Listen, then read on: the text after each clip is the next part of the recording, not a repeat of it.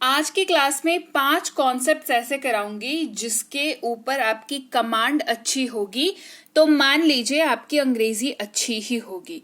Reason being जो हमारे verbs use होते हैं इज, एम, आर, वॉज, वर, जो आपको प्रेजेंट और पास्ट वाले वाक्यों में इस्तेमाल होते हैं, इनका एक्सटेंसिव यूज, मतलब ये हर पॉसिबल तरीके से कैसे कैसे यूज हो सकता है, ये आपको जानना जरूरी है जब आप फ्लुएंसी की बात करते हैं। क्लास को चलिए शुरू करते हैं। आप देख रहे हैं सनरीत इंग्लिश अकेडमी। मैं हूं प्रीति मैम। सब्सक्राइब करके बेल नोटिफिकेशन ऑन कर देना, क्योंकि यार बहुत मेहनत लगती है इस तरीके से सोच करके एक प्रोग्रेसिव अप्रोच के साथ क्लास को लाने की, ताकि आपको बेहतर तरीके से चीजें समझ में आए, आपकी अंग्रेजी अच्छी हो। सबसे पहले बात करेंगे इज की। जब ये टू के साथ सिंपली इस्तेमाल होता है, यानी कि इज और टू लग के जब ये इस्तेमाल होता है, तो ये ऐसे वाक्यों की ट्रांसलेशन में यूज होगा जिस हिंदी वाक्य में आप को है का इस्तेमाल कर रहे हैं, और इज है क्योंकि, तो ये जो है रूल जो है वो इज वाला ही लगेगा। जाहिर सी बात है, आपको पता है इसका रूल क्या है, that is he, she, it और कोई भी नाम। ठीक है, पता है, वेरी गुड। कि इसका रूल तो भाई हमें पता है, नहीं पता है तो सीख लीजिए। इज का इस्तेमाल आप हमेशा ही, शी, इट और किसी भी नाम के साथ करते हैं। जब मैं नाम की बात करूं तो मेरा नाम, आपका नाम, आपके दोस्त का नाम, आपके भाई बहन का नाम, किसी का भी नाम हो सकता है। ठीक है, तो वह जाने को है, कहेंगे simply he is to go. He is to go ये कब यूज करता है, हम लोग हिंदी में इसको कब यूज करते हैं, याद करके देखिए। जस्ट आप निकलने वाले होते हैं, गेट पे ही खड़े हैं कि बस अब निकल रहे हैं, है ना, तो कहेंगे he is to go. Clear. Structure क्या फॉलो होगा, बहुत ही बेसिक सा स्ट्रक्चर फॉलो होगा। सब्जेक्ट रहेगा जो कि है वह, यानी कि ही, उसके साथ इज लगेगा, साथ में टू लगेगा और हमेशा वर्ब का पहला फॉर्म लगेगा। याद रहेगी बात।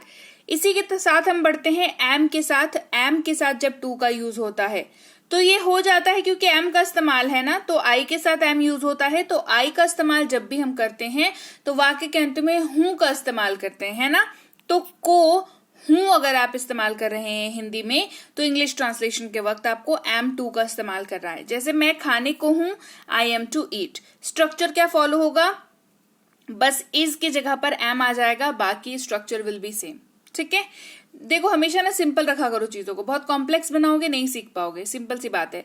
ये स्ट्रक्चर किसी एक का भी याद कर लोगे ना, तो एम जब यूज हो रहा है तो एम लगा दो, इज यूज हो रहा है इज लगा दो, वॉज लग रहा है वॉज लगा दो, जो भी है उसको लगा करके इस एक सिंपल स्ट्रक्चर को याद रखो। 5 शब्द पढ़ाऊंगी, 25 स्ट्रक्चर बताऊंगी, कभी अंग्रेजी नहीं सीख पाओगे।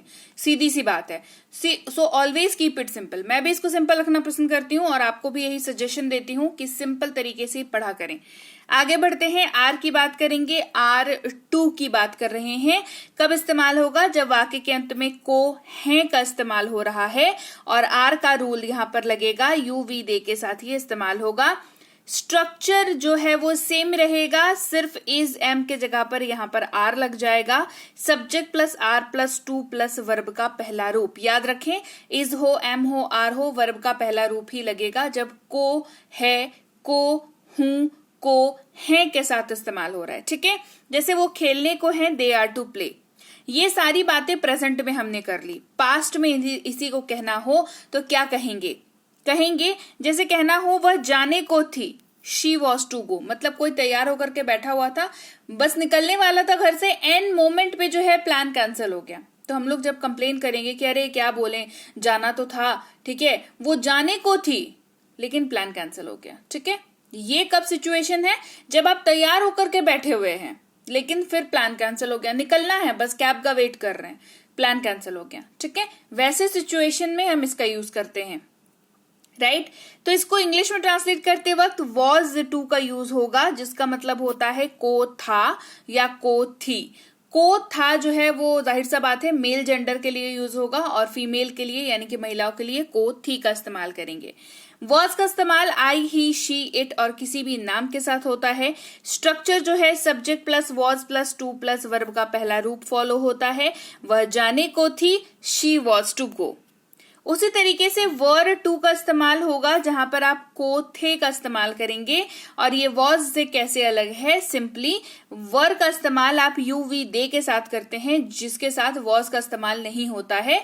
तो उनको एक शब्द चाहिए, तो वो हमारे पास है वर, WERE वर, जो कि यू वी और दे के साथ इस्तेमाल होता है। Structure will be same, subject plus were plus to plus V1, was की जगह पर वर, क्योंकि वर की बात कर रहे हैं हम लोग। हम खेलने को थे, we were to play, we were to play. आगे बढ़ेंगे, अब बात करेंगे कि इसका मैंने क्या कहा शुरुआत में क्लास की कि is, am, are, was, were का एक्सटेंसिव यूज देखेंगे, क्योंकि वो बहुत तरीके से आपके अंग्रेजी में इस्तेमाल होता है। सिंपली एक तरीका जान लेने से आप इंग्लिश में मास्टरी नहीं कर लेते। आप मास्टरी तो छोड़ दो, बहुत बड़ी बात होगी मास्टरी, ठीक है। आप जो बेसिक कम्युनिकेशन है ना वो भी नहीं कर सकते हो अगर बेसिक तक अपनी नॉलेज रखोगे। थोड़ा सा बढ़ा के रखो, बढ़िया रहेगा सब चीजों के लिए, ठीक है। तो इस का इस्तेमाल जो है वो एबल टू के साथ भी होता है। तो एबल के बारे में मैं सिंपली आपको बता दूं, एबल जो है वो दिखाता है किसी चीज को कर पाने की क्षमता को, ठीक है। तो इज एबल टू मतलब बन जाता है पा रहा है या सक्षम है, यानी कि कर पा रहा है या करने में समर्थ है या सक्षम है इस चीज को करने में, ठीक है। वैसी सिचुएशंस में इज एबल टू का यूज होता है। इज का इस्तेमाल ही, शी, इट और किसी भी नाम के साथ होता है और इसका स्ट्रक्चर होता है subject plus is able to plus verb का पहला रूप। यहां पर भी V1 वर्ब का पहला रूप ही यूज होगा जहां पर भी आप इज के साथ एबल टू का यूज करोगे। वह चल पा रहा है, he is able to walk. Am able to की बात करेंगे तो पा रहा हूं या सक्षम हूं, यहां पर एम के साथ लग रहा है तो हूं का इस्तेमाल हो जाएगा। एबल अपना रूप जो है वो कायम रखेगा। एबल का मतलब वही रहेगा, कर पाना या कर पाने की क्षमता के बारे में बात करना।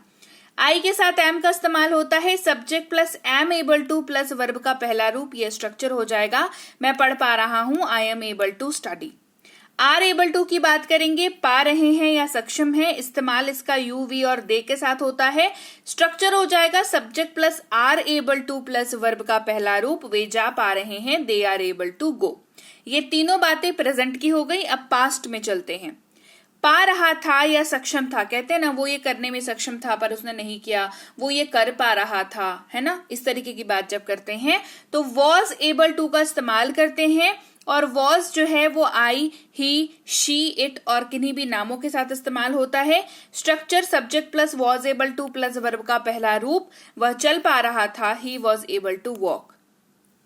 वर able to same you we they के साथ इस्तेमाल होगा, मतलब हो जाएगा पा रहे थे या सक्षम थे, क्योंकि ये स्ट्रक्चर बेस्ड वाक्यों की ट्रांसलेशन हो रही है। Subject plus were able to plus V1 का इस्तेमाल होगा स्ट्रक्चर के तौर पर, वे पढ़ पा रहे थे, they were able to read. तो यहां पर is, am, are, was, were का एबल टू के साथ हमने इस्तेमाल देखा। आगे बढ़ेंगे, अब हैविंग टू के साथ इस्तेमाल देखेंगे जो कि काफी इंपॉर्टेंट है जब आप अंग्रेजी बोलने की बात करें। तो इज हैविंग टू का मतलब होता है पढ़ रहा है ना, जैसे उसे जाना पड़ रहा है, उसे खाना पड़ रहा है, उसे करना पड़ रहा है, उसे आना पड़ रहा है, उसे खेलना पड़ रहा है, इस तरीके की बात जब आप करते हैं तो आप इज हैविंग टू का प्रयोग करते हैं। अब हैविंग टू का कॉन्सेप्ट नहीं पता होगा तो इस तरीके के वाक्यों को ट्रांसलेट नहीं कर पाओगे, ये सीधी सी बात है विदाउट एनी बकवास, ठीक है। तो हैविंग टू का प्रयोग is, am, are, was, were के साथ जानना जरूरी है, क्योंकि पा रहा है, पा रहा था, पा रहे थे, ये सब हम लोग अपने लाइफ में यूज करते हैं, है ना। तो पढ़ रहा है तो ही, शी, इट और नेम के साथ ये यूज होता है इज का। Subject plus is having to plus V1, उसे काम करना पड़ रहा है, he is having to work. Am having to पढ़ रहा है, यहां पर हूं का यूज नहीं होगा क्योंकि हम वाक्य डिफरेंट वाक्य है ना, ये सेल्फ सेंटर्ड वाक्य नहीं है, डिफरेंट वाक्य है। आई के साथ एम का इस्तेमाल होता है, सब्जेक्ट होता है subject am having to plus V1, मुझे पढ़ना पड़ रहा है, I am having to study.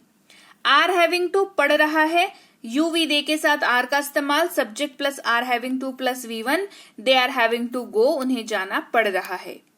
Was having to past की बात करेंगे, पढ़ रहा था, आई, ही, शी, इट और किसी भी नाम के साथ इसका इस्तेमाल होगा। Subject plus was having to plus verb का पहला रूप, मुझे पढ़ना पड़ रहा था, I was having to study. Were having to पढ़ रहा था, वर का इस्तेमाल यू, वी और दे के साथ। Subject plus were having to plus verb का पहला रूप, ऐसे इस्तेमाल होगा स्ट्रक्चर, उन्हें जाना पड़ रहा था, they were having to go. Clear. अब अबाउट टू की बात करेंगे। अबाउट टू आप तब यूज करते हैं। अबाउट का मतलब जो है ना, ऐसे एज अ वर्ड जो है वो अलग होता है ना, के बारे में बात करता है। लेकिन अबाउट के साथ टू जब लग जाता है और वो ये वर्ब्स के साथ इस्तेमाल होता है, तो वाला है, वाली है, वाले हैं के तौर पर वो जाने वाला है, वो खाने वाली है, वो आने वाला है, वो सोने वाला था, वो खेलने वाला था। इस तरीके से ये इस्तेमाल होता है जब ये बेसिक वर्ब्स के साथ यूज होता है। जैसे इज अबाउट टू मतलब हो गया वाला है, ही शी इट नेम के साथ इसका इस्तेमाल। Subject plus is about to plus V1 इसका स्ट्रक्चर, वह जाने वाला है, he is about to go. ठीक है, ये वाला सिचुएशन कब होता है? जब आप अभी तक तैयार नहीं हो, कहीं आपको जाना है पर अभी तक आप तैयार नहीं हो, आप बस इधर उधर चहलकदमी कर रहे हो, आधे पौने घंटे में आप तैयार होकर के फिर निकलोगे। ये वाली सिचुएशन में हम लोग कहते हैं कि अरे वो जाने वाला है, वो बाजार जाने वाला है ना, वो ले आएगा, ऐसे बात करते हैं। ठीक है, वो वाली सिचुएशन को ट्रांसलेट करने के लिए अबाउट टू का यूज किया जाता है। वाला हूं, एम अबाउट टू, आई के साथ इस्तेमाल, subject plus am about to plus V1, मैं खाने वाला हूं, I am about to eat. Are about to, वाले हैं, यू वी दे के साथ इस्तेमाल, subject plus are about to plus V1, वे लोग जाने वाले हैं, they are about to go. वाला था या वाली थी, वॉज अबाउट टू क्लियरली इस्तेमाल होगा, आई ही शी इट और किसी भी नाम के साथ इस्तेमाल होगा। Subject plus was about to plus V1 ये स्ट्रक्चर फॉलो होगा, मैं खाने वाला था, I was about to eat. Were about to, वाले थे, यू वी दे के साथ इस्तेमाल, subject plus were about to plus V1, वे लोग जाने वाले थे, दे वर अबाउट टू गो।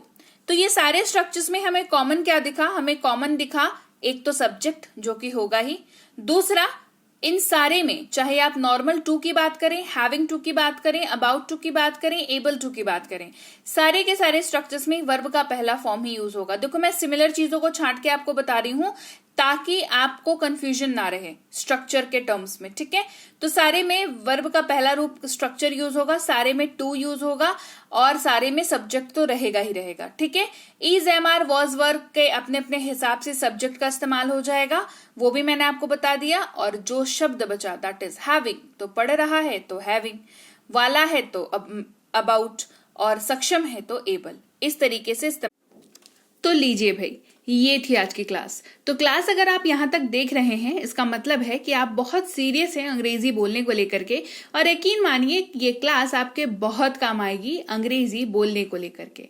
तो क्लास कैसी लगी कमेंट करके मुझे जरूर बता दीजिएगा। क्लास को लाइक और शेयर तो आपने कर ही दिया होगा। आप देख रहे हैं संरीति इंग्लिश अकेडमी, मैं हूं प्रीति मैम। सब्सक्राइब करके बेल नोटिफिकेशन भी फटाफट से ऑन कर दीजिए। इसके अलावा हमारी जो ऐप है संरीति इंग्लिश अकेडमी, सेम नाम से ऐप है, वहां पर आपको बेसिक से प्रो स्पोकन इंग्लिश का कोर्स, इंग्लिश राइटिंग का कोर्स जिसमें आप अंग्रेजी लिखना सीखते हैं, इंग्लिश ग्रामर का कोर्स, इंग्लिश रीडिंग का कोर्स आपको मिल जाएगा ऐप पर।